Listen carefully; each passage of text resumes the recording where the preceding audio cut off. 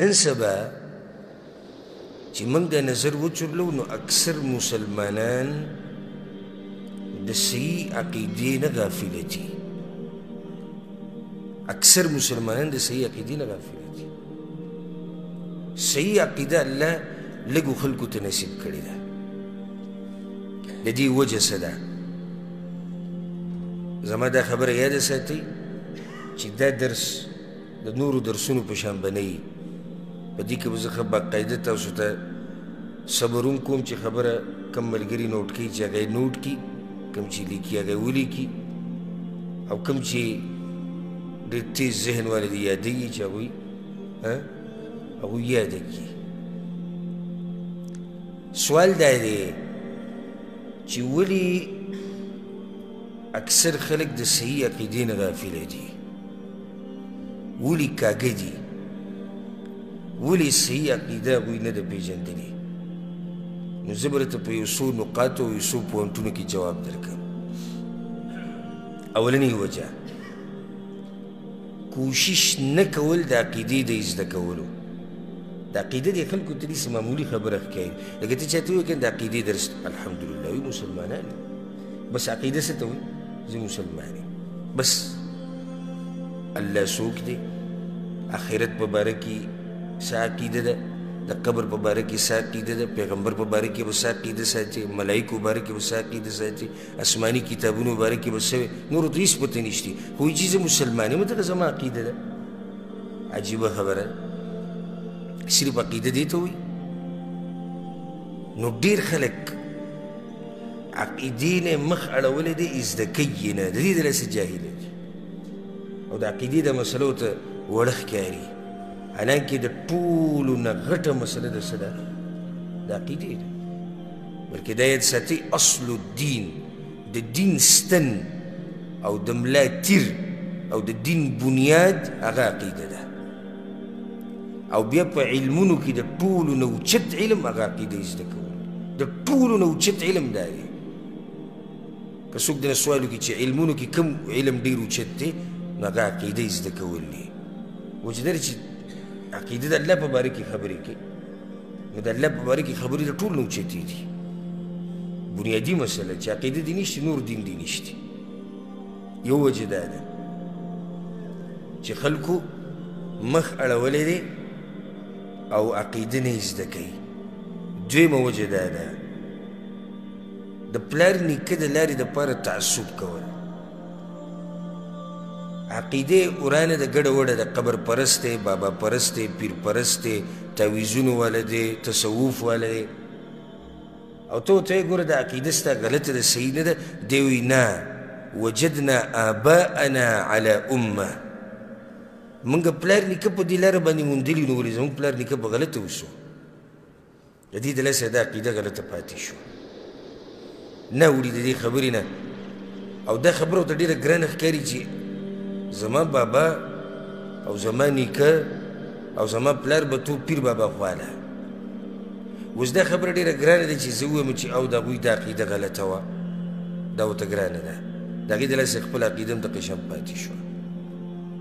دا خبره ورته ګرانه ده چې داسې ووایي چې او زمونږ مشرانو به تعویزونه کوړې موړې دا قیسې کولې او دا غلطې وې. دا خبره ورته ګرانه ده. حالانکې د کې هېڅ مشکل نشته. ابراهیم علیه السلام خپل پلار ته صفا ویلو، وی ته او ستا قوم تاسو ټول په غلطه یې. چې یو سړی په غلطه دی خو په غلطه دی، اګر که پلار دی، اګر که زمونږ نیکه دی، اګر که زمونږ قوم دی. چې عقیده یې غلطه وه نو موږ ښه په جهر سره وایو عقیده یې څه وه؟ عقیده یې غلطه وه. او چې عقیده یې صحیح ښه وایو عقیده یې صحیح. الله د قیامت پر ورځ تا نه دا تپوس نه کوي چې د پلار نیکه عقیده دې مضبوطه رانیولې وه که نه. الله به درنه دا تپوس کوي چې کومه عقیده چې د پیغمبر په ژبه بیان شوې وه، په قرآن کې ما درلېږلې وه، هغه شان عقیده دې وه که نه وه؟ دا تپوس به تا نه کېږي. نو دویمه وجه دا ده اکثر خلکو عقیدې چې خرابې دي، نو د هغې وجه دا ده چې هغوی د پلار نیکه لار نه پرېږدي. درېیمه وجه ړوند تقلید د مولیانو او د پیرانو. ته ورته ووایې وروره ستا د عقیده غلطه ده او دا د قرآن او د حدیث خلاف ده. وی نه، زمونږ مولوي صاحب خو په خپل هم په هغه دربار کې ناستي نو ولې مولوي صاحب نه پوهېږي اوس ګوره د مولوي صاحب د لاسه د کار وران شو او دا دومره لوی پیر هغه نه پوهېږي او دا دومره لوی مرید دی نه پوهېږي دا دومره لوی باباجي دی نه پوهېږي ته پوهېږي نو د علماو ړوند تقلید کول دلیل ملیل وطني معلوم خو پسې روان وي وجه دا دی چې دا زموږ د علاقې څه دی زموږ د علاقې مولا دی او زموږ مولا دی بازوی زموږ مولا دی زموږ مولا نو د دې ټکي نه واضحه ده چې موږ څه غواړو یا کوئ او دم داسې خلکو پکې ځان له مولیان نیولي دي هغه مولوي صاحب له بیا چې دی نو دانې ورکوه پیسې ورکوه چې څه دې زړه غواړي هغه شان فیصله دله هم کوي داسې ډېر شوي دي نو درېیمه وجه څه شوه ړوند تقلید ویښ به اوسئ په درس کې ګوره ښه څلورمه وجه د اکثرو خلکو چې عقیدې خرابې دي د هغې څلورمه وجه دا ده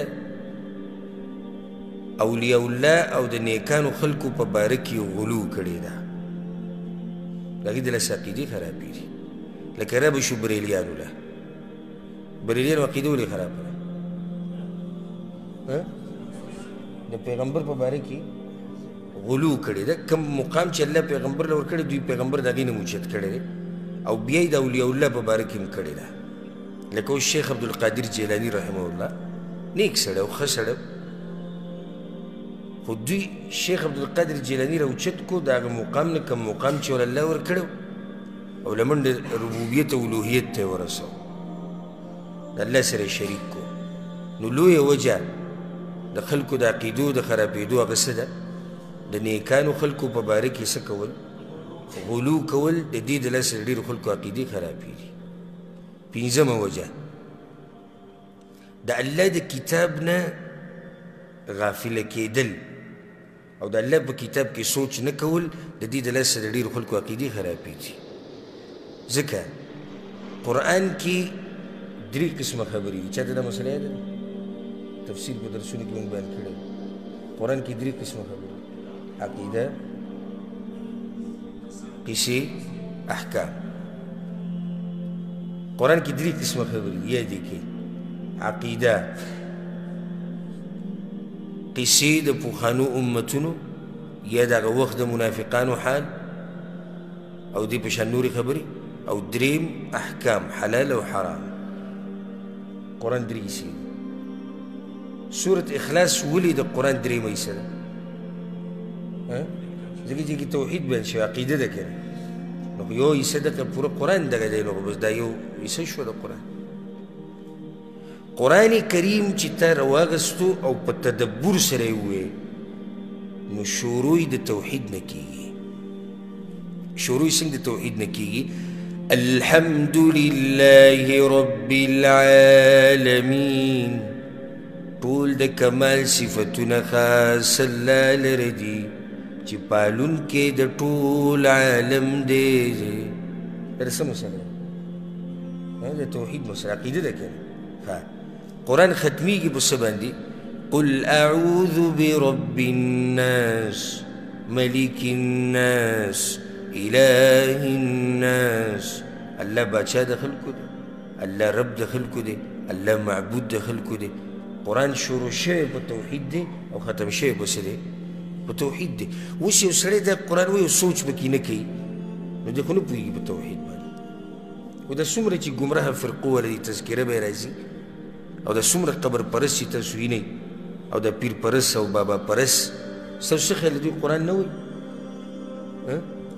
وایي که نه وایي وایي بلکې باقاعده دورې هم کوي د تفسیر دورې او د قرآن کریم د تجوید دورې او غټ غټې دورې کوي او بیا هم په دې حال دي وجه دا ده چې دوی سوچ نه دی کړی په قرآن کې په قرآن کې که سوچ کړی وی نو د دې عقیدې نه به اورېدلی وی سوچ یې شوی پنځه شپږمه وجه دا ده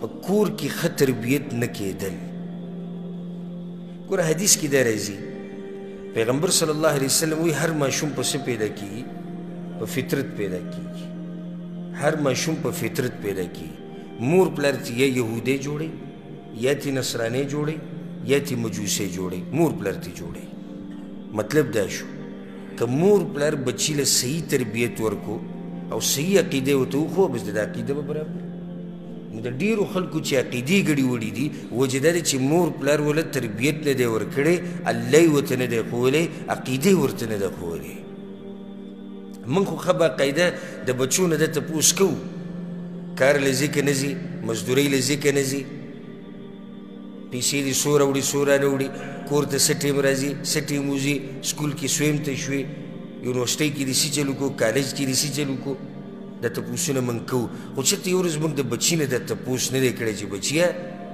الله پېژنې الله څوک دی الله کوم ځای کې دی پیغمبر څوک دی د الله عبادت به څنګه کوو په دې طریقې سره چې د ماشوم تربیت وشي نو دا ماشوم ستاسو څه خیال دی او به څنګه موحد دا کمی دی زمونږ په معاشره کې